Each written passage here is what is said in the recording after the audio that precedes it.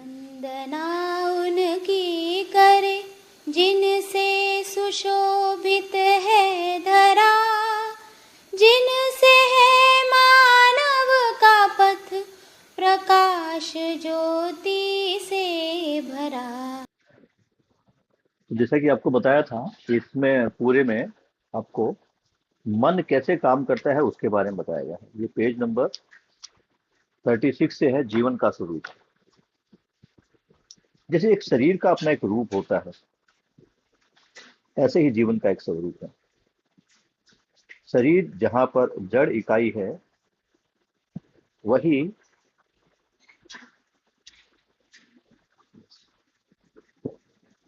वही जो अपना जीवन है वो चैतन्य इकाई है। अब जड़ इकाई और चैतन्य इकाई में थोड़ा फर्क देख लेते क्या होता है। जो चैतन्य इकाई है ये गठनपूर्ण परमाणु है। शरीर भी पदार्थों से ही बना है और जीवन भी पदार्थों से ही बना है। लेकिन ये क्या है, ये इसका जब गठन पूर्ण हो गया तो इसमें भार बंधन और अनुबंधन वो चला गया और इसके अंदर आ गया आशा बंधन। आशा यानी जो जीवन था, नॉर्मल परमाणु आप देखेंगे, परमाणु में भार होता है और एक प्रकार का परमाणु जब दूसरे प्रकार के परमाणु के साथ क्रिया करता है, या नॉर्मली जब वो एक से अधिक की मात्रा में आता है तो अनुबंधन के रूप में होता है, बंध जाता है दूसरे के साथ। यहां जब जीवन की बात हो रही है तो जीवन भार बंधन और अनुबंधन को छोड़ देता है, ये इसके रहित हो जाता है और एक नया बंधन इससे जुड़ जाता है जिसको बोलते हैं आशा बंधन। ये आशा किस चीज की आशा? ये आशा है जीने की। ये जीना चाहता है, जीवन जीना चाहता है। जीकर क्या करता है? अभी जब तक ये जीव शरीर में था तो जो भी इसकी व्यवस्था थी उसमें भागीदारी ये कर रहा था। लेकिन जब बात आती है ज्ञानावस्था की यानी मानव की, तो मानव यहाँ पर क्या कर रहा है? मानव जो आशा है वो केवल जीने की नहीं है, वो सुख से जीने की है। जब सुख आ जाता है तो मानव इस सुख को प्रमाणित करता है।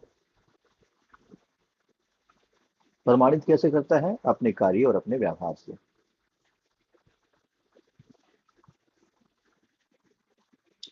हम पढ़ना शुरू करते हैं। मन वृत्ति चित्त बुद्धि आत्मा का अविभाज्य स्वरूप जीवन है। ये कभी अलग अलग होते नहीं। तो बाबा जी बता रहे हैं कि जिस प्रकार ये शरीर कई प्रकार के अंगों से मिलकर बना है और जब शरीर में सारे सारे अंग होते हैं तभी इसको पूर्ण शरीर कहा जाता है। अगर शरीर में कोई अंग खराब होता है या अंग काम नहीं करता तो उसको अपंग बोलते हैं या दिव्यांग बोलते हैं। इसी प्रकार जब जीवन की बात आ रही है तो बाबा जी समझा रहे हैं कि मन वृत्ति चित्त बुद्धि आत्मा ये तीनों अविभाज्य हैं, यानी इनको अलग नहीं किया जा सकता। इनका समूह ही, जब इनको सब पांचों को एक साथ देखते हैं तभी जीवन है और ये कभी अलग नहीं होते। मन के दो कार्य हैं। अगर हम देखें तो मन वृत्ति चित्त बुद्धि आत्मा ये पांचों जीवन के अक्षय बल है। अक्षय बल अर्थात ऐसा बल जो कभी समाप्त नहीं होता, जो कभी कम नहीं पड़ता। मन के दो कार्य बता रहे हैं, एक चयन और आस्वादन। मन में दो काम हो रहे हैं। मन क्या करता है? वस्तुओं का, सुविधाओं का, अवस्थाओं का, इनका चयन करता है और उनका आस्वादन करता है। चयन मतलब चुनना और आस्वादन मतलब उनका जो स्वाद है, उनका जो अनुभव है, वो वृत्ति का दो कार्य रूप है, विश्लेषण और तिलन। चित्त के भी दो कार्य रूप है, चित्रण और चिंतन। बुद्धि का दो कार्य रूप है, रितम भरा, जिसको हम संकल्प बोलते हैं, और बोध। ऐसे ही आत्मा का दो कार्य रूप है, प्रामाणिकता और अनुभव। तो जब हम इसको देखते हैं तो हर एक के मन, वृत्ति, चित्त, बुद्धि, आत्मा, जो ये पांच अलग अलग अभाज्य अंग है जीवन के, इनके हर एक के दो दो कार्य है। तो 5 दूना 10, तो ये 10 क्रियाएं हैं जीवन की। कार्य मतलब क्रिया। मन का कार्य अर्थात मन की क्रिया, वृत्ति का कार्य वृत्ति की क्रिया, चित्त का कार्य चित्त की कार्य वो क्रिया। तो ये क्रियाएं हो रही हैं जीवन के अंदर, 10 क्रियाएं। अभी थोड़ा ध्यान दें, हम बार बार जब जीवन क्रिया की बात करते हैं तो हम क्या कहते हैं कि 5 मंजिल के 2 मकान हैं, जिसमें अभी हमारी एंट्री 4.5 मंजिल तक है। उसके बारे में बाबा जी बता रहे हैं कि ये 10 क्रियाओं के रूप में हर जीवन सतत कार्य रूप है, कार्यरत है। ये 10 क्रियाएं करते हुए जीवन भ्रम या जागृति के रूप में प्रमाणित होते हुए पाया जाता है। अब बाबा जी क्या कह रहे हैं, इसको देखना पड़ेगा कि 10 क्रियाएं मानव में होती हैं। बिल्कुल। आपको क्या लगता है कि बुद्धि नहीं है?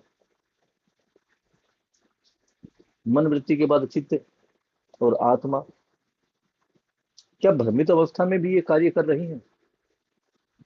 और कार्य कर रही है तो किस प्रकार का कार्य हो रहा है? नहीं कर रही तो क्यों नहीं हो रहा, इसको समझाया गया है। ये 10 क्रियाएं जब करती है, हो रही है, तो इसमें आदमी दो ही प्रकार का हो सकता है, जागृति या भ्रम। भ्रमित अवस्था में संवेदनशीलता से अनुप्राणित रहता है, और 10 क्रियाओं में जीव चेतनावश 4.5 क्रिया ही कार्यरत रहते हैं। तो बाबा जी क्या कह रहे हैं कि जो भ्रमित अवस्था है, यानी भ्रमित अवस्था मतलब आदमी समझदार नहीं हुआ है, यानी आदमी को समझ नहीं है। किस चीज की समझ नहीं है? मानव की और जीवन की समझ नहीं है। जीवन को तो उसको लगता है कि मैं समझ रहा हूं, और शरीर मूलक विधि से शरीर को ही सब कुछ मानकर वो जीता ही आ रहा है। तो शरीर को सब कुछ मानकर जीना, यही भ्रम है। इसी को बाबा जी समझा रहे हैं कि भ्रमित अवस्था में संवेदनशीलता से अनुप्राणित रहता है, यानी भ्रमित अवस्था में मानव संवेदनशीलता है। संवेदनशीलता कहाँ है? शरीर में। तो संवेदनशीलता से अनुप्राणित रहता है, यानी संवेदनाओं का कहना मानता है। और 10 क्रियाओं में जीव चेतनावश, जब संवेदनाएं हैं तो संवेदनाएं कहां पर हैं? जानवरों में। क्योंकि मानव में संवेदनाएं कन्वर्ट हो जाती है संज्ञानशीलता में। तो संवेदनशीलता, संज्ञानशीलता कन्वर्ट हो जाती है कहाँ? ज्ञानावस्था में। तो ज्ञानावस्था का तो उसको पता ही नहीं अभी तक कि मैं ज्ञानावस्था की इकाई हूं। तो इस कारण वो जीव चेतनावश, जीव चेतना में ही इस 10 में से 4.5 क्रिया में ही कार्यरत रहते हैं, यानी वो 4.5 क्रिया करते हैं। बाकी क्रियाओं को समझने की वस्तु रहती नहीं है, इसलिए जीवन में अंतर विरोध बना रहता है।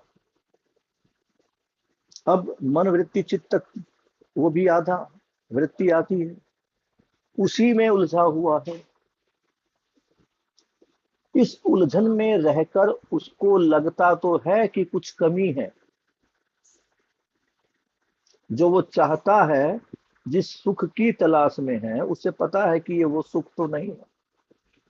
जो मन, वृत्ति, चित्त, ये जो आशा, विचार, इच्छा, जिसमें चयन, विश्लेषण और चित्रण हो रहा, यही तक जी रहा। इसके बाद भी उसके चित्रण में, उसके दिमाग में कुछ धुंधली सी आकृति है, वो सुख की है, जिसे वो पाना चाहता है, लेकिन रास्ता नहीं पता, तो अंतर विरोध चलता रहता है कि कैसे प्राप्त होगा। और इसी अंतर विरोध के कारण वो कभी विज्ञानवाद में घुसता है, कभी ये जो हमारा दूसरा है, क्या नाम है श्याम इसका, एक भौतिकवाद और दूसरा हाँ, भौतिकवाद और विज्ञानवाद। भौतिकवाद और विज्ञानवाद एक ही है, आदर्शवाद। आदर्शवाद, जिसमें भक्ति, भक्ति वाला पोर्शन है। तो ये होता क्या है, उसको चाहना तो है कि कुछ ऐसी चीज मिले जिससे परमानेंट सुख मिले। इसी को भुनाकर ये आदर्शवाद और भौतिकवाद अपने अपने नियमों में इनको लालच देता रहता है कि हमसे जुड़ो सुख मिलेगा, हमसे जुड़ो हम स्वर्ग के रास्ते खोल देंगे, हमसे जुड़ो हम तुम्हें पाप मुक्त कर देंगे। तो ये अंतर्विरोध उसके जीवन में बनते रहता है। कभी लगता है कि ये सही है, कभी लगता है कि वो सही है। ये साढ़े चार क्रिया कौन कौन सी है, इसमें चयन है, आस्वादन है, विश्लेषण है और चित्रण है, लेकिन तुलन आधा है। कई बार लोगों को लगता है कि दो इधर की पूरी होगी, दो उधर की पूरी होगी, आधे ऊपर वाली आधी है। ऐसा नहीं है। ये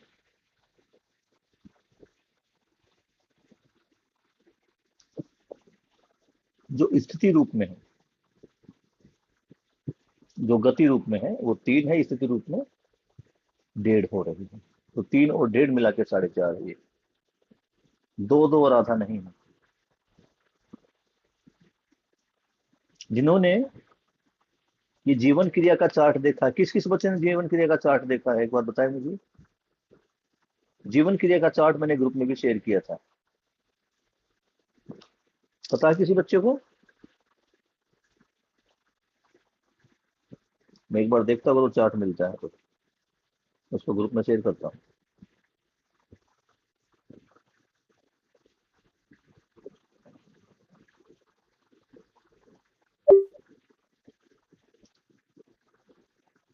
बहुत पहले मैंने इसको शेयर किया था।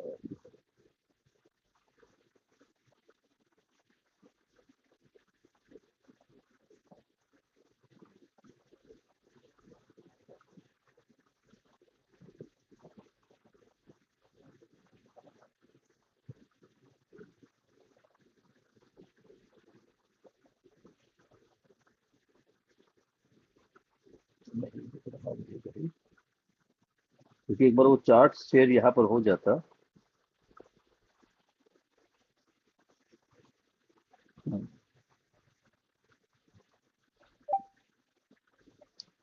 सही है, एक बार स्क्रीन शेयर करता हूँ।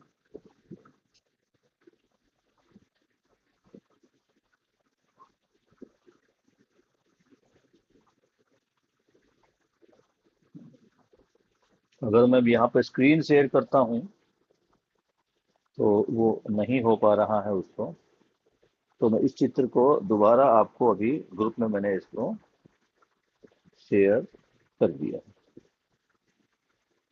और आपके ग्रुप में ये चार्ट शायद आ चुका है, आप इसको खोलकर देख सकते हैं। चार्ट खोल लीजिए। मन है, मन के सामने आस्वादन और चयन है, दिखाई दे रहा है आपको? Yes sir. मन के सामने दो क्रियाएं हो रही है। ऊपर आप देखेंगे हेडिंग है जीवन की 10 क्रियाएं, अक्षय बल और दूसरी तरफ अक्षय शक्तियां।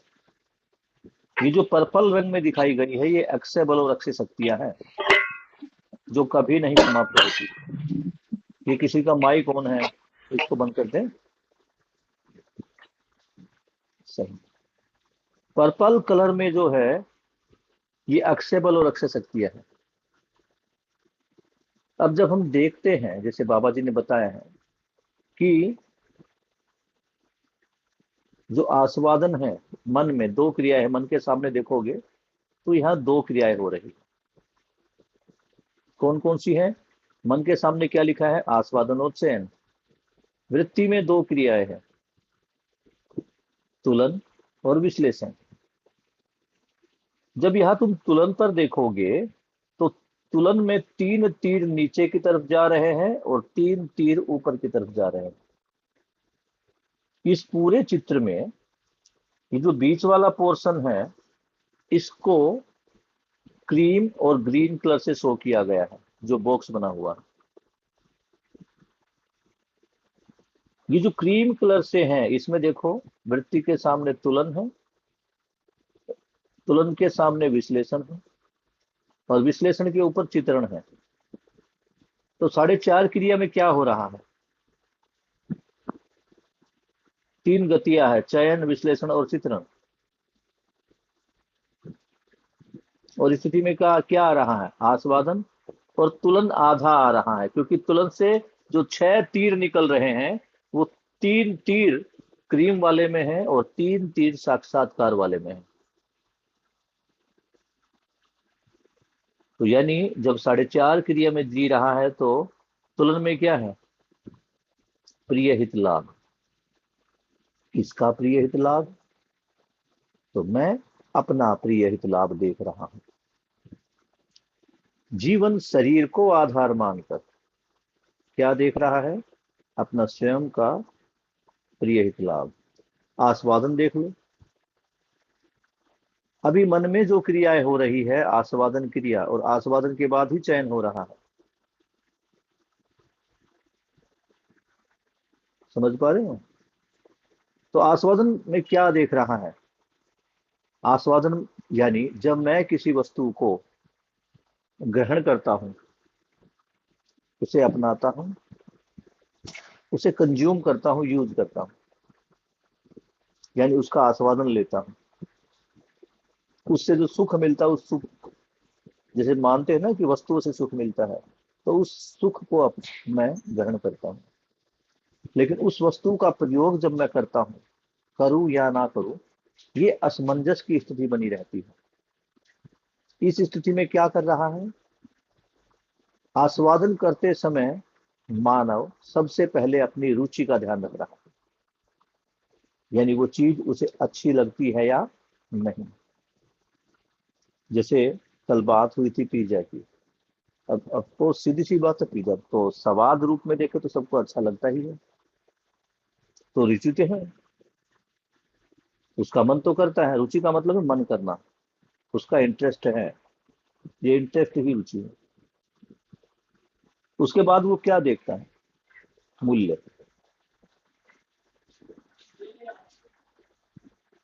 मूल्य में क्या देख रहा है?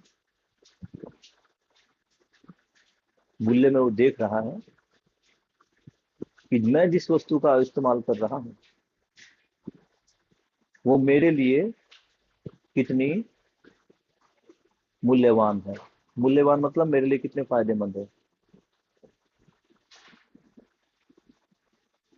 तो उसको लगता है कि जो चीज खा रहा हूं वो अच्छी भी है नहीं, तो पहले क्या देख रहा है? रुचि देख रहा है, फिर उसकी वैल्यू देख रहा है कि मेरे लिए वैल्यूएबल है या नहीं है, और दूसरा फिर क्या देख रहा है? क्या इससे मेरे लक्ष्य को पूर्ति हो रही है या नहीं हो रही। इन तीन चीजों को देखकर वो आस्वादन कर रहा है। उस आस्वादन के बाद ही वो उस वस्तु का चयन करता है। जब ऊपर बढ़ते हैं तो अभी क्या हो रहा है इसमें देखना पड़ेगा।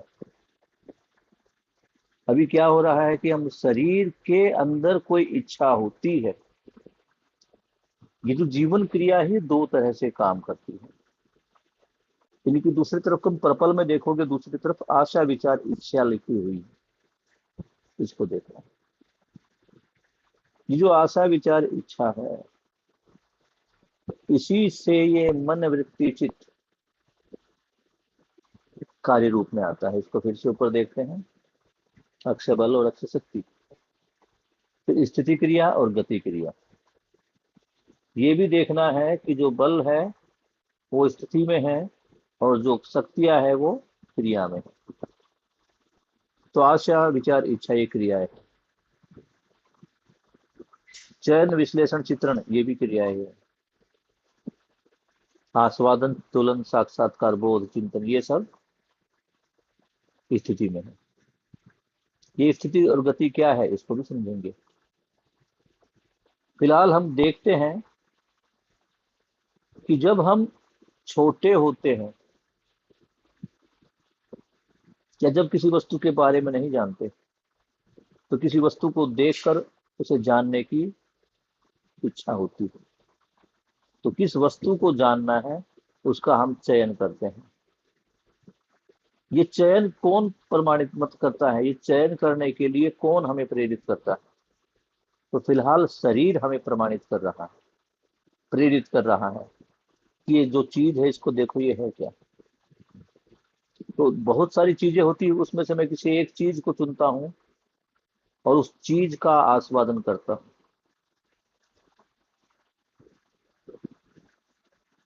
जब उस चीज का आस्वादन करता हूं, आस्वादन होते ही मैं वृत्ति में पहुंच जाता हूं। वहां दूसरी क्रिया होती है विश्लेषण, यानी चयन से आस्वादन और आस्वादन से विश्लेषण। तो ये नीचे से ऊपर तक जेड बनता चलेगा, उल्टा जेड। विश्लेषण किया, पहले उसका आस्वादन किया, आस्वादन करने के बाद मैंने उसका विश्लेषण किया, विश्लेषण करने के बाद मैं उसका तुलन करता हूं। और तुलन में क्या है, ये मेरे लिए प्रिय है या इसके खाने से मुझे कुछ मेरे लिए शरीर के लिए हितकारी है या नहीं है। हित जो कनेक्ट होता है बेटा, प्रिय जो है, ये प्रिय तो कनेक्ट हो रहा है संवेदनाओं से। जो 5 इंद्रिय मूल संवेदनाएं हैं आदमी की, उनसे ये हित जो है वो कनेक्ट हो रहा है। जो हित है, ये हित मानव के शरीर से, कि मैं जो खा रहा हूं, मैं जो कर रहा हूं, मैं जो देख रहा हूं, मैं जो पढ़ रहा हूं, मैं कोई भी क्रिया कर रहा हूं, विश्लेषण में भी क्रिया है। इसमें हो क्या रहा है कि मैं उसको विश्लेषित कर रहा हूं। ये मेरे लिए स्वाद के लिए अच्छी है, मेरे शरीर के लिए जो है ये मुझे प्रिय है, इसलिए इसका इस्तेमाल करूं, या इसका मेरे शरीर के लिए कोई फायदा है, या ये मेरे लक्ष्यों को पूरा करने में कामयाब होगा, या इसका कोई मुझे लाभ है। किसी चीज का, वस्तु का इस्तेमाल हम इसलिए भी करते हैं क्योंकि उससे लाभ होता है। तो तुलन में क्या दिखाया गया है कि हम किसी वस्तु का चयन क्यों करते हैं, उसे क्यों चुनते हैं, किस आधार पर। या तो वो मुझे अच्छी लगती है, या वो मेरे शरीर के लिए लाभकारी है, या उसको कंज्यूम करने से, उसको लेने से मेरा कोई लाभ है। तो अब ये 3 ही दृष्टि खुली है तुलन में। तो तुलन जब होता है तो तुलन के बाद मेरे मस्तिष्क में, मेरी कल्पनाशीलता में एक चित्र का निर्माण होता है कि वो जो वस्तु का मैंने उपभोग किया वो मेरे लिए कैसी है, उसका स्वाद कैसा है, उसका मेरे शरीर पर, मेरी संवेदनाओं पर और मेरी पॉकेट पर कैसा असर पड़ता है। ये 3 चित्र एक साथ उभरते हैं, तो इससे होता चित्र निर्माण। इसमें क्या चल रहे हैं हम, अज्ञात से ज्ञात की ओर, हमें कुछ पता नहीं है। ये छोटा बच्चा है, छोटा बच्चों को देखोगे बार बार किसी चीज वस्तु की तरफ भागता है, वो टारगेट लेता है पहले, यानी वो, उसके दिमाग में होती आशा क्या, किसी को टच करना है।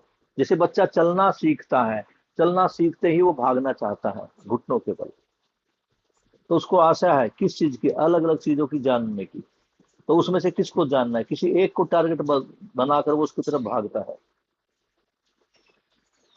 उसको टच करता है, उसको फील करता है, उसको आस्वादन लेता है। घर वाले मना करते नहीं, उधर गंदगी है, उधर पानी है, उधर कीचड़ है, उधर करंट है, वो नहीं मानता, उसे पता नहीं होता।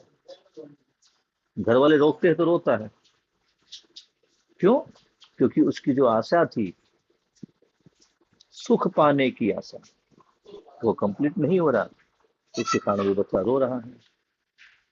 लेकिन जैसे ही उसकी आशा पूरी होती है, वो चीज को जाकर महसूस करता है, उसे फील करता है, तो फिर वो विश्लेषण करता है कि ये चीज है कैसी। उस चीज को चखता है तो कई बार उसे स्वाद आता है, नहीं आता तो भगा देता है। और छोटे बच्चे में हित और लाभ वाली बात नहीं होती। बच्चे को कुछ भी मिला उसने मुंह में डाल लिया। कई बार उसे कुछ चीज अच्छी लगती है, स्वादिष्ट लगती है, तो मुंह में दबाए रखता, आप कितनी कोशिश करो नहीं निकालता। और उस वस्तु का आस्वादन करके, उस वस्तु के टेस्ट को समझकर उसका एक चित्रण उसके दिमाग में बन जाता है। दूध, पानी, शब्द नहीं है उसके पास, पानी को मम बोलता है, लेकिन क्या है, एक चित्रण बन गया है कि पानी है तो पानी किस काम आ रहा है, प्यास बुझाने के। ये प्यास बुझाने वाला चित्रण उसके दिमाग में हो गया। यही पानी जब सुसु के रूप में नीचे आता है तो उसकी जब चड्डी गीली होती तो वो रोता है। एक नया चित्रण आ गया कि जब पानी उसके नीचे इकट्ठा हो जाता है तो रेशेस होते हैं, रेशेस से दर्द होता है। ये भी चित्रण वहां पे बन रहा है। हमें लगता है कि ऐसा नहीं होता। तो बुक से पढ़ते आगे।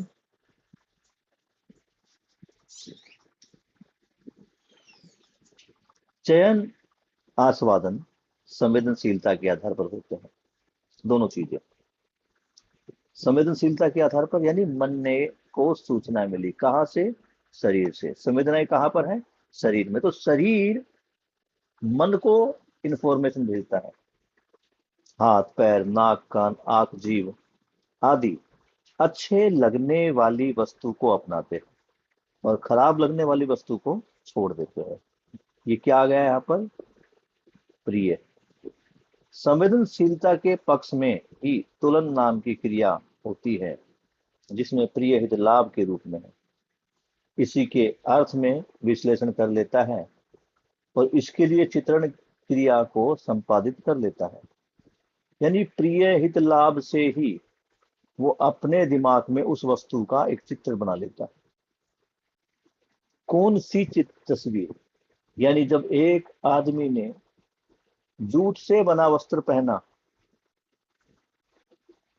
तो उसके कपड़े पर फील अलग तरह की थी। अगली बार जब उसने मलमल का पहना तो उसकी फील अलग प्रकार की थी। उसने पहले जूट को चुना, क्यों, प्रिय हित और लाभ, इनकी सहायता से। उसको लगा कि मोटा कपड़ा है, सर्दी का मौसम है, जूट ले लिए। हितकारी है किसके लिए, शरीर के लिए, और लाभकारी किसके लिए, पॉकेट के लिए। तो इन्हीं तीनों चीजों के आधार पर उसने अलग अलग प्रकार की वस्तुओं का प्रयोग किया, और जैसे जैसे उन वस्तुओं का भोग किया, प्रयोग किया, तो उनका एक चित्रण उनके दिमाग में छपता चला गया। ये जो तुम्हारे मम्मी पापा भाई बहन तुम्हें कुछ काम करने के लिए रोक रहे हैं, इसका कारण भी चित्रण ही है। क्योंकि उनके दिमाग में पहले की कल्पनाओं से कुछ चित्र बने पड़े हैं, वो चित्रण तुम्हारे दिमाग में नहीं है। ये ठीक उसी प्रकार आप समझने का प्रयास करें। आपको आपके मम्मी पापा रोकते हैं तो आपको बुरा लगता है, तो लगता है। ठीक इसी प्रकार जब एक छोटा बच्चा अपने घुटनों के बल, उसको एक कांच दिखता है, कांच में उसको अपनी फोटो दिखाई देती है, लेकिन कांच टूटा हुआ है, तो वो बच्चा उस कांच को पकड़ने के लिए आगे बढ़ता है और मम्मी पापा उसको उठा लेते हैं। और इससे बच्चा थोड़ा हल्का पगावती होता है, कई बार मम्मी पापा को एक दो चपाट भी लपेट कर देता है और रोता है, उसको उस वस्तु के पास जाना है, लेकिन मम्मी पापा रोक रहे हैं। अगर युवा अवस्था में तुम इसको समझो, मम्मी पापा क्यों रोक रहे हैं उस बच्चे को कांच के पास जाने से, क्योंकि कांच टूटा हुआ, वो जैसे ही कांच की तरफ हाथ मारेगा उसका हाथ कट जाएगा, उससे ब्लीडिंग हो जाएगी, इसलिए मम्मी पापा रोक रहे हैं। तो मम्मी पापा को क्या है, मम्मी पापा का ये चित्रण पूरा पहले हो चुका है कि जैसे ही हमारा हाथ धारदार कांच से टकराएगा तो खून होगा, खून होगा दर्द लगेगा, दर्द होगा कटाव है, कटाव का मतलब उसे टाके लगेंगे, ताकि नहीं लगेगी तो दवा लगा के पट्टी लगानी पड़ेगी, उससे पीड़ा होगी ही। समझ पा रहे हो क्यों माही? ऐसा ही है ना? यस सर, ऐसा ही है। इसी प्रकार जब हम युवावस्था में आते हैं तो कुछ चीज हमें अपनी तरफ आकर्षित करती, जैसे उस छोटे बच्चे को वो आईना अपनी तरफ आकर्षित कर रहा था, लेकिन माँ बाप को पता था कि वो हाथ काट देगा। तो इसी प्रकार हम युवावस्था में कुछ गलत चीजों की तरफ आकर्षित होते हैं और उनकी तरफ भागते हैं, और जैसे मम्मी पापा को भनक लग जाती वो हमें रोकने का प्रयास करते हैं। फिर मुंह से निकलता है उसके साथ नहीं घूमना, इसके साथ नहीं घूमना, समय से टाइम से घर आना, ऐसा नहीं करना, वैसा नहीं करना। क्यों? क्योंकि जिस वस्तु की तुम तरफ आकर्षित हो रहे हो, ललायत हो रहे हो, तुम्हारे दिमाग में उसका चित्रण कुछ अलग बना हुआ है, लेकिन उसका सही चित्रण माँ बाप के दिमाग में पहले से बना हुआ है, माँ बाप ने उसको अनुभव किया है, इसलिए तुम्हारे को वहां जाने से रोकते हैं। तो यही बाबा जी बता रहे हैं कि संवेदनशीलता के पक्ष में ही तुलन नाम की क्रिया होती है, प्रिय हित लाभ के नाम पे। इसी के अर्थ में विश्लेषण कर लेता है और इसके लिए चित्रण भी कर लेता है। कुल मिलाकर इंद्रिय संवेदनाओं को ही जीवन मानते हुए, अभी तक क्या माना है? इंद्रिय संवेदनाओं को। जितने चित्रण कहाँ से बन रहे हैं? इंद्रिय मूलक संवेदनाओं से। ये किस वस्तु का स्वाद खट्टा है, मीठा है, कौन सी चीज में स्मेल अच्छी है, कौन सी में बुरी है, कौन सा कड़वा है, कौन सा मीठा है, कौन सा तीखा है, कौन सा नमकीन है, तुम देखोगे तो ये सारे जो ज्ञान शरीर को मिले हैं, ये किसके वश मिले हैं? शरीर के वश मिल गए। शरीर के वश होकर सोचा, उसको ऐसा लगा, उसने ऐसा देखा। इंद्रिय संवेदनाओं को ही मानव ने जीवन समझा और जीवन समझते हुए वो इसे ही जीने के लिए तत्पर हो गए। क्या माना? कि शरीर ही जीवन है, शरीर को ही जीवन मान लिया। आज जब कोई हमारा एक्सपायर कर जाता है, मर जाता है, तो हम उसके जीवन को याद करके रोते हैं, उसके शरीर को याद करके? क्योंकि हमारे साथ क्या रह रहा था? उसका शरीर। उसके जीवन को तो झांकने का कभी मौका मिला ही नहीं, क्योंकि जीवन में उसके नेगेटिविटी थी, पॉजिटिविटी कम थी। पॉजिटिविटी कब आएगी? समझ के पश्चात। तो आज हम किसी को याद करते हैं, किसी मरे हुए को, तो उसको देखो क्या याद करते हैं, यानी उसके शरीर से मेरे शरीर को जो सुख मिल रहा था, उस सुख को ही याद कर कर हम रो रहे हैं। मानो बेटा थोड़ा पानी पिला दे, और टीवी बंद करके पढ़ लो या सो जाओ।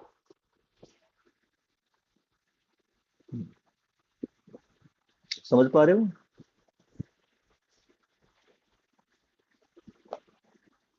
तो केवल इतना है कि जो चित्रण बना, अब मानव जब एक शरीर से दूसरे शरीर के बारे में सोचता, क्योंकि शरीर को ही जीवन मान लिया। आज माँ बेटे का रिश्ता शरीर शरीर से है। बेटे का शरीर, बेटी का शरीर, माँ का शरीर, भाई का शरीर, पुत्र का शरीर, दोस्तों का शरीर, शरीर से ही हमारा संबंध है। इसी को हमने संबंध मान लिया, जबकि संबंध किसका है? जीवन से, जीवन का संबंध। ये हमने माना नहीं, ना ही इसे समझने का प्रयास किया। तो जब मानव अपने आप को शरीर मानकर जीता है, दुख और पीड़ा से घिरा रहता है। जब जीवन मानकर जीता है तो वो सुख से घिरा रहता है। जब तक मैंने स्वयं को शरीर माना तो मुझे मृत्यु से डर लगता था। जब शरीर को जीवन मान लिया और ये जान लिया कि जीवन तो अमर है, ये मरता ही नहीं, बस शरीर बदलता रहता है, तो मृत्यु का भय खत्म हो गया। क्योंकि मैं क्या हूं? मैं शरीर और जीवन हूं। जीवन और शरीर दोबारा फिर से कभी मिलेंगे किसी और रूप में। शरीर मर जाएगा, इसलिए हमें शरीर के मरने का दुख होता है। माँ बाप की वो बातें याद आती हैं जो शरीर संवेदना से जुड़ी हुई थी। मेरे पापा इतने अच्छे थे, मेरी सारी बात मानते थे, मेरी मम्मी इतनी अच्छी थी कि वो मेरी सारी बात मानती थी, सुबह खाना खिलाती थी, स्कूल की फीस जमा कराती थी, हम शादी में जाते थे नए कपड़े दिलाते थे। तो हम क्या याद कर रहे हैं उस व्यक्ति के बारे में? हम ये याद कर रहे थे कि उसने हमें कितना समझदार बनाया, कितना जागृत बनाया। तो भ्रमवश हम शरीर को ही जीवन मानकर जीते रहे, इसलिए शरीर के जाने का दुख हम करते रहे। शरीर के जाने से पीड़ा होती ही है, ऐसा मानव ने मान लिया।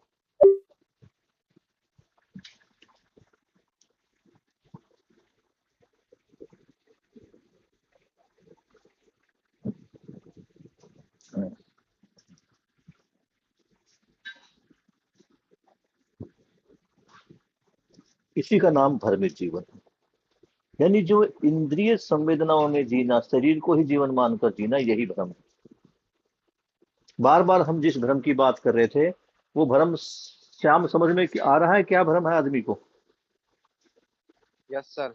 कि मैं शरीर हूं और शरीर से ही मुझे सुख मिलेगा, और इस शरीर को जिंदा रखने के लिए सारा खेल है। जब आदमी बीमार होता है तो उसको जीवन देने का प्रयास रहता है, जिंदा रखने का प्रयास रहता है? जिंदा रखने का। उसको जिंदा रखने का प्रयास है, भगवान की तरह बच जाए बस, कम से कम आंखों के सामने बैठा तो दिखाई देगा। अरे तुम्हें तो बैठा दिखाई देगा, लेकिन उसको कितनी पीड़ा होगी। एक व्यक्ति जिसका बुरी तरह एक्सीडेंट हो गया है, जिसका जीवन भी चाह रहा है कि शरीर को छोड़ दूं, आगे नहीं चलेगा, उसके लिए हम क्या कल्पना कर रहे हैं? हे भगवान बस बचा ले, चाहे वो खाट पर पड़ा रहे, हमें दिखता रहे। तो मोह किस चीज से है? शरीर से। यही भ्रम है। शरीर को ही जीवन मान दिया, यही भ्रम है। शरीर ही सब कुछ है, यही भ्रम है। इसे अंतर विरोध होता ही रहता है, ये ठीक है या गलत है, ये ज्यादा है या कम है, इस तरह का सारा संकट मानव के सामने रहता ही है। मानसिकता आदि मानव जैसी ही है। आज भी देख लो क्या है मानसिकता में। जब शरीर को ही मैंने सब कुछ माना, किसके शरीर को? अपने शरीर को। तो अब जब शरीर को ही सब कुछ माना, तो आदिवासी जैसा जीवन जी रहा हूं, यानी युद्ध द्रोह झगड़े कर ही रहा हूं, अपने आप को श्रेष्ठ बनाने की होड़ लगी है। वस्तुएं ज्यादा हो गई है। मानव मानसिकता के लिए जो 4.5-5 क्रियाएं हैं, उन्हें जागृत होने की आवश्यकता है। वह समझदारी से जागृत होती है। अब देख लो, जागृत होने का मतलब क्या है? कि हमारी जो एक्सेसिबिलिटी है, यानी जो हमारा एक पास है ऊपर की फ्लोर में जाने का, वो पास हमें मिल जाए। वो जो दरवाजे, वो जो मकान बरसों से बंद पड़े हैं, उनमें उजाला हो जाए। उजाला हो जाए मतलब वो क्रियाएं जो सुप्त पड़ी हुई थी, जो चल ही नहीं रही थी, वो चल जाए। चलेगी तो मशीन में तेल जो डला हुआ है, उससे रोशनी होगी, जागृति आएगी। इसको हम ऐसे समझ सकते हैं कि जब हम उस कमरे की तरफ बढ़ेंगे, उस खाली पड़े कमरे में, उस खाली पड़े फ्लोर में जब हम जाएंगे, तो सबसे पहले क्या करेंगे? रोशनी, उजाला। उजाले का मतलब वहां पर क्या है उसको देख पाएंगे। तो अभी तो हमारे को चित्रण तक पता चला है कि चित्रण में क्या है। जब मैं प्रिय हित लाभ की बात सोचता हूं, जब मैं अपना प्रिय देखता हूं, अपना हित देखता हूं, अपना लाभ देखता हूं, तो मुझे लगता है मैं किसी न किसी का शोषण कर रहा हूं। और जब मैं किसी का शोषण करता हूं, तो मुझे देखता है, मेरा मन कहता है यार जो तू ये कर रहा है ये ठीक नहीं। यानी आदमी को सही और गलत का अंदाजा तो होता ही है, रहता ही है कि ये मैं सही कर रहा हूं या नहीं कर रहा। आज मम्मी घर पर नहीं है, मुझे पैसों की जरूरत है, क्यों ना मम्मी या पापा की पॉकेट से एक 500 का नोट निकाल लिया जाए। लेकिन जब मैं निकालता हूं तो मेरे मन में शंका रहती है, देख लिया तो यार मम्मी इतना विश्वास करती है, अगर मम्मी को पता लग गया तो। ये बातें जो मेरे मन में आती, इसको बोलते भास। यानी अच्छाई का मुझे भास रहता है, सच्चाई का मुझे भास रहता है। सही क्या है इसका मुझे भास रहता है, लेकिन पता नहीं है सही कैसे करूं, इसकी समझ नहीं है। इसकी समझ कहाँ पर है? अध्ययन में है। ये 5.5 क्रिया जब जागृत होगी तो समझदारी से जागृत होगी। उन 5 जो 5.5 ऊपर की जो क्रिया है, जो माले है, जो फ्लोर है, वो कब जागृत होगी, कब उसमें रोशनी होगी? जब हम समझदारी की तरफ पहला कदम उठाएंगे। और समझदारी की तरफ पहला कदम कहाँ से उठेगा? तो उस चित्र को एक बार फिर से दोबारा देखना। यहाँ जो प्रिय हित लाभ की बात चल रही थी, जो अभी प्रिय हित लाभ में हम उलझे हुए थे, वहां से हम न्याय धर्म सत्य के लिए चल पड़ते हैं। पहले तो मानव धर्म को समझता है, न्याय को समझता है, सत्य को समझता है, फिर उसके अनुरूप आचरण करता है। अभी हम न्याय धर्म को सत्य को समझ रहे हैं, ये अभी हमारे पास केवल शब्द रूप में है। इनको सुनकर, ये सारी बातें सुनकर, हम जो चर्चा करते हैं, इनको सुनकर अभी अच्छा ही लग रहा है। और अच्छा लगना और अच्छे होने में फर्क है। लेकिन यहाँ जो हम देख पा रहे हैं, ये अच्छा लगना अच्छे होने की शुरुआत है। 5 संवेदनाओं और 4 विषयों को पहचानने। 4 संवेदनाएं फिर से मैं बता रहा हूं। 5 संवेदनाएं तो वही जो अभी हमने बात की थी। ये आंख नाक जीभ, इनसे जो संवेदनाएं हैं, रूप रस गंध, ये। और जो 4 विषय है, ये 4 विषय कौन कौन से हैं? आहार, निद्रा, भय, मैथुन या भय प्रजनन। इन चारों विषयों को पहचानने, निर्वाह करने के लिए 4.5 क्रिया पर्याप्त है। अगर हमें इसी में जीना है, और ये किसकी है ये 4.5 क्रिया? जानवरों की। अगर हमें जानवरों की तरह ही जीना है तो जीव चेतना में जी ही रहे हैं। हुआ क्या इससे? हम और भी ज्यादा भ्रमित होते जा रहे हैं। भ्रमित होकर हम संसाधनों का नुकसान ही करते आ रहे हैं। संसाधनों का नुकसान करके हम क्या कर रहे हैं, इसको भी देख लेते हैं। धरती को बीमार कर रहे हैं। इसी से 4.5 क्रिया और 5 संवेदनाओं और 4 विषयों में रहते हुए मानव पशु और राक्षसों की तरह जीता है। राक्षसों की तरह कैसे? दूसरों का शोषण करके। ये जो क्रूरता है जीव जंतुओं में, यानी दूसरों को मारकर उनके ऊपर कब्जा करना, दूसरों पर अत्याचार करना, इसको बोलते हैं राक्षस प्रवृत्ति, क्रूर प्रवृत्ति जो है। और पशु प्रवृत्ति क्या है? पशु प्रवृत्ति क्या है? पशु मानव जो दीनताहीनता में जीता है। दीनताहीनता क्या है? दीनताहीनता क्या है? कि मुझे खुशी मिलेगी, उस खुशी के लिए दूसरों के सामने गिड़गिड़ाना, दूसरों को अपनी खुशी का आधार बनाना, दूसरों की जय जयकार करना, उनकी चापलूसियां करना। ये किसकी प्रवृत्ति है? राक्षस, पशु की प्रवृत्ति। राक्षस की प्रवृत्ति क्या थी? क्रूरता, दूसरे का शोषण, उसके साथ मारपीट। आपने कुत्ते को देखा होगा, जब कुत्ते आपके पास कुछ है और कुत्ते को कुछ चाहिए तो आपके सामने आके पूछ उठलाएगा। ये पूछ न लाए क्या है? दीनताहीनता। किसी को देखना। मानवत्व रूप में जीना केवल 4.5 क्रियाओं से ही बनता है। यानी अगर हम मानव की तरह जीना चाहते हैं, मानवत्व में जीना चाहते हैं, तो को समझना पड़ेगा। व्यवस्था, स्वभाव, जीवत्व यानी जीव की व्यवस्था, जीवों का स्वभाव। मानवत्व यानी मानव का स्वभाव, मानव की व्यवस्था। जितनी भी अवस्था है, सबका एक अपना स्वभाव है। तो मानव का स्वभाव क्या है? ज्ञान अवस्था की इकाई है, मानव है तो उसको बोलते मानवत्व। जीव है तो जीवत्व। इस तरह को समझना, तब अपने आप में व्यवस्था।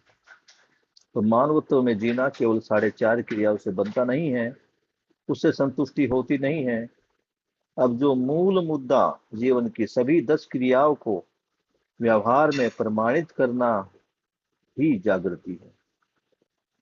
यानी इनको जीवन की जो 10वीं क्रियाएं हैं इनको व्यवहार से प्रमाणित करना, यानी मैं जागृत हो गया, मुझे अनुभव हो गया। अनुभव किस चीज का? सहअस्तित्व का। तो जब मैं मन वृत्ति चित्त बुद्धि आत्मा तक पहुंचता हूँ, आत्मा में जब मैं सहअस्तित्व का अनुभव करता हूँ, तो ये अनुभव अब मेरे प्रमाण में आना शुरू होता है। आचरण के द्वारा, मैं आचरण के द्वारा उनको प्रमाणित करता हूँ। यानी जो चीज मुझे अच्छी लगी वो खुद को समझी समझकर दूसरों तक पहुंचाई।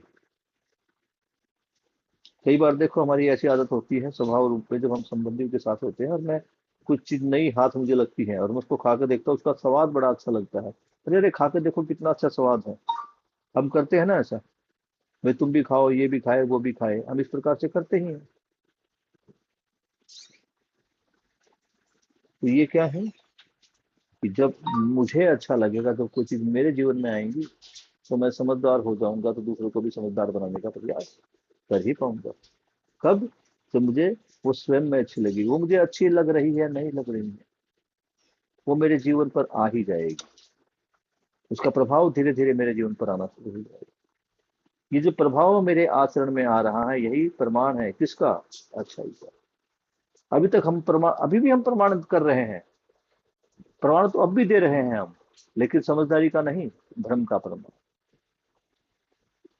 धरती को शोषित करके, दूसरों का शोषण करके, केवल अपने बारे में सोचना, केवल अपने फायदे के बारे में सोचना, अपने 10 रुपए बचाने के लिए दूसरे का 100 रुपए का नुकसान कर देना, ये क्या है? ये भ्रम की स्थिति के कारण है। तो यहाँ भी तो आदमी भ्रम को ही प्रमाणित कर रहा है। यहाँ आदमी अपने लालच को प्रमाणित कर रहा है, या आदमी अपने प्रिय और हित को प्रमाणित कर रहा है।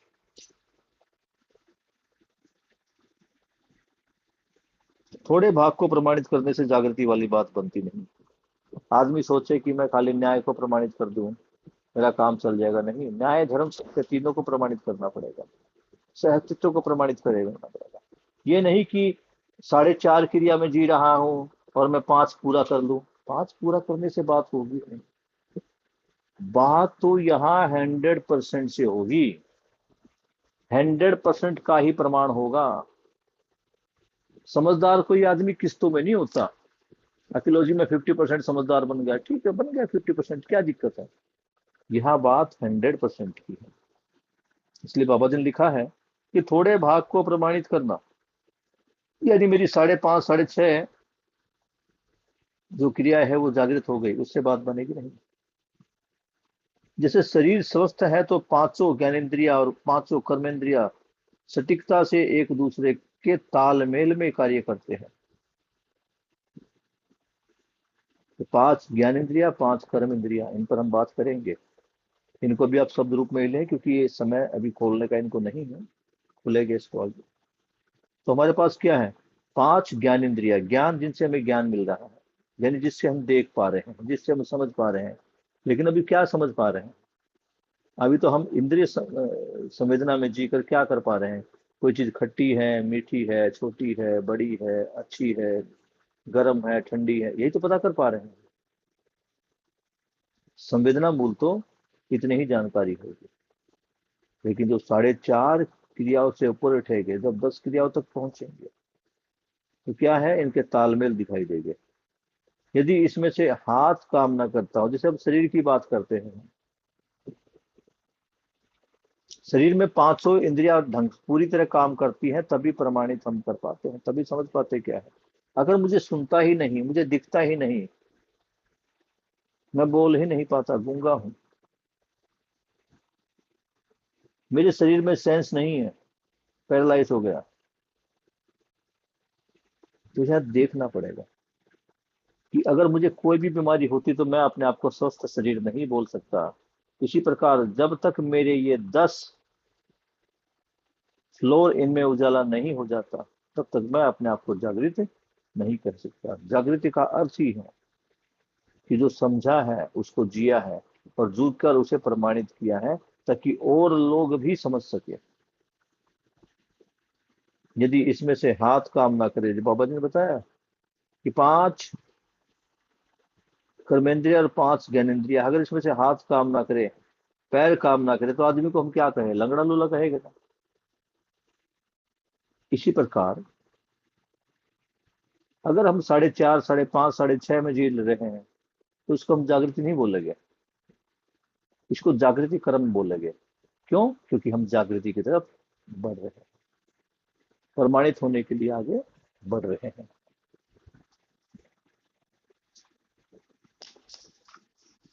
इसको चाहे तो कल पढ़ सकते हैं, पेज नंबर 37। अगर किसी बच्चे का कोई सवाल है, आज भी पढ़ लेते हैं। उस आदमी को स्वस्थ आदमी कहेंगे नहीं, यानी जिसके हाथ पैर ठीक है नहीं है, उसको हम स्वस्थ आदमी तो नहीं कहेंगे। इसी प्रकार जब तक ये 10 क्रियाएं आदमी की एक्टिव नहीं होगी, हम आदमी को समझदार आदमी नहीं बोल पाएंगे। जागृति तब तक नहीं हो सकती जब तक जानने मानने की क्रिया को हम पहचानने और निर्वाह करने की क्रिया के साथ नहीं जोड़ देते। पहचानना निर्वाह करना तो अभी भी शरीर कर ही रहा है, मानव नहीं कर पा रहा है। बस अगर मानव कर पाता तो मानव उपयोगिता पूर्वकता के साथ जी सकता था। तो क्या समझा रहे कि जागृति तब तक नहीं होगी जब तक जानने मानने की क्रिया को, यानी जानने मानने की क्रिया कहाँ हो रही है? जीवन में।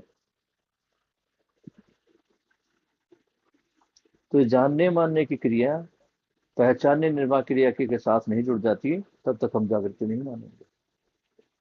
क्योंकि पहचानना निर्वाह करना तो हो ही रहा है। आज भी हम कुछ चीजों को मान ही रहे हैं, बस काम क्या करना है? जानने और मानने पर, पहचानने पर, जानने मानने पर काम करना है। अभी तक संवेदनाओं को पहचानने निर्वाह करने की क्रिया विधि के साथ ये 4.5 क्रिया को तो हम प्रमाणित कर ही दिए हैं। पहचानने निर्वाह करने का काम तो हम आज भी कर ही पा रहे थे। कौन सी वस्तु मेरे लिए ठीक है, कौन सी गलत है, कौन सी मुझे सूट करती है, कौन सी नहीं कर सकती, कौन सी मुझे खानी चाहिए, कौन सी नहीं खानी चाहिए, ये तो मैं अभी देख ही पा रहा हूँ। 4.5 क्रिया में रहकर भी इसको तो मैं प्रमाणित कर ही पा रहा हूँ, लेकिन इतना ही प्रमाणित नहीं करना है। आगे की क्रिया व्यवहार से प्रमाणित होती है। तो 4.5 क्रियाएं हैं, ये तो हर आदमी प्रमाणित कर ही रहा है, केवल अपने बारे में सोचकर। जो आगे की 5.5 क्रिया है वो व्यवहार है। व्यवहार किसका? मानव मानव का। वो कार्य किसका? मानव और प्रकृति का। उनको समझना है। 4.5 क्रियाओं को हम सब प्रमाणित कर दिए, आगे की क्रिया व्यवहार से प्रमाणित होती है। यही जागृति का आधार। तो जागृति का आधार क्या है? व्यवहार। यह जानने मानने की विधि से ही होगा। अभी तक तो हम केवल मानते ही आए हैं, अब मानना नहीं है, जानना है। तो जब जानने के क्रम में चलेंगे तो बहुत सारी चीजें नई खुलेगी हमारे सामने। अभी तक पता लगेगा कि हम रियलिटी में क्या था और क्या माने बैठे थे, सही क्या था और हम किसको सही माने बैठे थे। ये सारी चीजें रियलिटी में वहां पर दिखाई देगी। यह जानने मानने की विधि से ही होगा। मानवित्र संसार पहचानने निर्वाह करने के क्रम में नियमित रहता है। मानवित्र संसार, मानवित्र का मतलब मानव को छोड़कर, यानी ज्ञानावस्था की इकाई को छोड़कर जो पहले की 3 अवस्थाएं हैं, उसमें पहचान निर्वाह करने की क्रिया कंटिन्यू रहती है, नियमित रहती है, नियम के अनुसार कार्य करता है। इस विधि से व्यवस्था है। आपको पता है प्रकृति में सारी चीजें व्यवस्थित क्यों है? या प्रकृति में जो मानव को छोड़कर बाकी की 3 अवस्था वो नियम में क्यों है? नियम से क्यों बंधी हुई है? क्यों बंधी हुई है? क्योंकि उनमें क्रिया हो रही है जानने और मानने की, सॉरी, पहचानने की और निर्वाह करने की।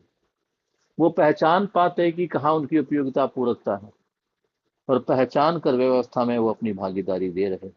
इसी को बोलते हैं पहचानना और निर्वाह करना।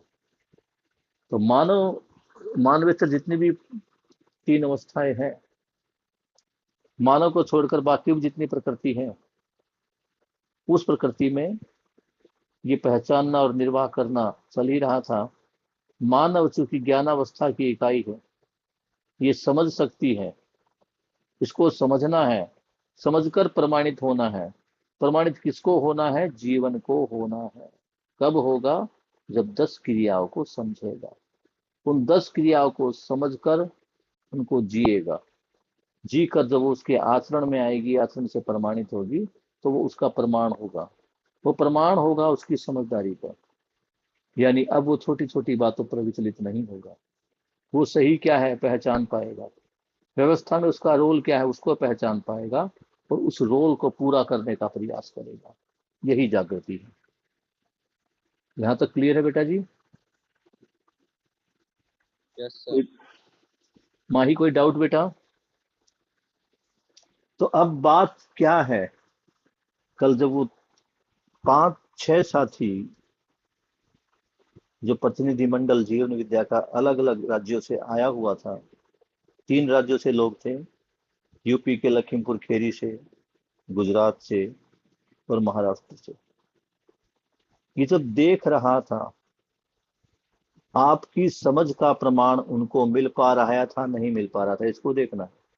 आप समझे हो या नहीं समझे, उनको वो जान रहे थे। कैसे जान रहे थे? आपके व्यवहार से, बातों में। तो ये सारी चीजें कोई भी किताबों की ये किताबें हैं, इनको रट सकता है, शब्द रूप में तो आ ही जाएंगे। ये जीवन क्रिया याद करना, इसका फ्लो चार्ट बनाना कोई मुश्किल काम नहीं, तुम भी कर सकते हैं। लेकिन ये रट्टे मारने की चीज नहीं, ये समझने की चीज है, और समझने की बाद समझकर जीने की चीज है। तो सह अस्तित्व यानी मेरे अकेले का कोई अस्तित्व नहीं, मैं हूं तो इन सब के साथ ही हूं। इस विचार के साथ जीना, ये प्रमाण है तुम्हारी समझ का। हम बात तो कर रहे हैं सह अस्तित्व की और सोच रहे हैं केवल अपना, तो ये एक प्रकार का अभिनय है, एक प्रकार का धोखा है अपने साथ। तो सह अस्तित्व में सबके बारे में सोचना है, उन सब का भला होगा तो मेरा भला होगा। और यहाँ एक सूत्र लिख लो तुम दोनों बच्चे, सूत्रों की बात आ रही है। वो सूत्र क्या है कि सर्वहित में ही मेरा हित समाहित है। सर्वहित में ही मेरा हित समाहित है, यानी जब सबका भला होगा तो उसमें मेरा भी भला होगा, क्योंकि सब में तो मैं भी शामिल हूंगा। सब समझदार हो जाएंगे तो मैं भी समझदार हो जाऊंगा, क्योंकि सब में मैं भी हूं। बाबा जी कहते हैं कि हर मानव समझदार हो सकता है, तो मैं भी समझदार हो सकता हूं कि हर मानव में मैं भी शामिल हूं। तो सर्वहित में ही मेरा हित समाहित है, यानी जब दूसरे खुश होंगे तो मैं भी खुश होऊंगा। जब ये संपूर्ण मानव जाति सुखी हो जाएगी तो संपूर्ण मानव जाति का एक हिस्सा मैं भी हूं, तो मुझे भी सुख मिलेगा ही।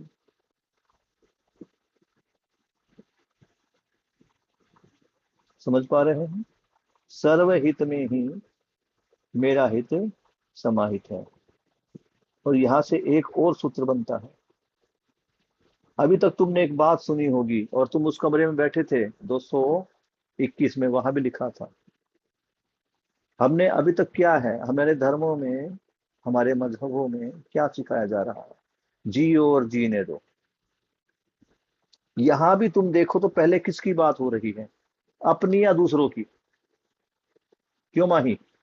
जियो और जीने दो। यहां मानो पहले अपनी बात कर रहा है या दूसरों की?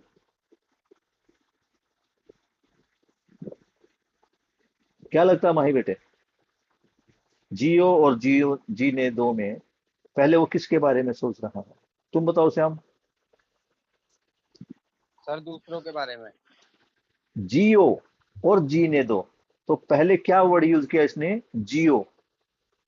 तो किसके बारे में बात कर रहा है, अपने या दूसरों के बारे में? दूसरों के। क्यों? सर क्योंकि जियो आ रहा है ना, तो मतलब वो बाकियों को बोल रहा है कि जियो तुम, और फिर नहीं मुझे भी भैया, जीना। इसको समझने दो, इसको समझने दो। इसको समझो पहले तुम। जियो यानी पहले खुद जियो, फिर दूसरों को जीने दो, इस शब्द का ये अर्थ है। जब हम धर्म की बात करते हैं, ये जो हम आदर्शवाद की बात करते हैं, आदर्शवाद में लिखा है जियो और जीने दो, यानी तुम जियो और दूसरों को जीने दो। यहां पहले अपनी बात हो रही है, यह व्यक्तिवादिता है। यह एक आदमी के बारे में सोच रहा है कि वो जिएगा तो दूसरों को जीने देगा, खुद भी जियो और दूसरों को भी जीने दो। लेकिन बाबा जी क्या कह रहे हैं? बाबा जी कह रहे हैं कि सर्वहित में ही मेरा हित समाहित है, इसलिए पहले जीने दो और फिर जियो। दूसरों को जीने दोगे तो तुम अपने आप ही जी पाओगे, तुम्हें कोई मारेगा ही नहीं, तुम्हें किसी से डर ही नहीं होगा, क्योंकि तुम स्वयं दूसरों को जीने दे रहे हैं। बाबा जी कह रहे हैं, अध्यात्म में भी बात कही ही गई है, इसको देखना पड़ेगा कि देने वाला बड़ा होता है, लेने वाला नहीं। जो देता है वो बड़ा होता है। लेकिन यहां इसी का अपोजिट कर दिया, जियो, पहले ले रहा है वो जीने का अधिकार। तुम मेरा सम्मान करो, मैं तुम्हारा सम्मान करूंगा। यहां भी देखो पहले क्या है, मेरा, तुम मेरा सम्मान करोगे तो मैं तुम्हारा सम्मान करूंगा, ये भावना आ रही है। बाबा जी क्या कह रहे हैं कि सबको सम्मान दो, अपने आप सम्मान मिलेगा। सबको जीने दो तो सबके साथ तुम भी जी पाओगे। जो सबको मार ही दोगे, सोचो दुनिया में तीसरा विश्व युद्ध हो गया, परमाणु हमला हो गया, तुम जिस कमरे में हैं बैठे हो अकेले हो, और इस कमरे को ऐसी टेक्नोलॉजी से बनाया गया है कि इसके ऊपर परमाणु बम का भी हमले का असर नहीं होगा। और परमाणु बम के फटने के साल भर बाद तक तुम इस कमरे में जी सकते हो, तुम्हारे पास सारी सुविधाएं हैं। तो ये बताओ, हवा है तुम्हारे पास, खाने पीने का सामान भी होगा, उस घर में फ्रिज, एसी, रेफ्रिजरेटर सब कुछ होगा। एक साल तक ये ठीक चलेंगे ही, कोई दिक्कत नहीं है।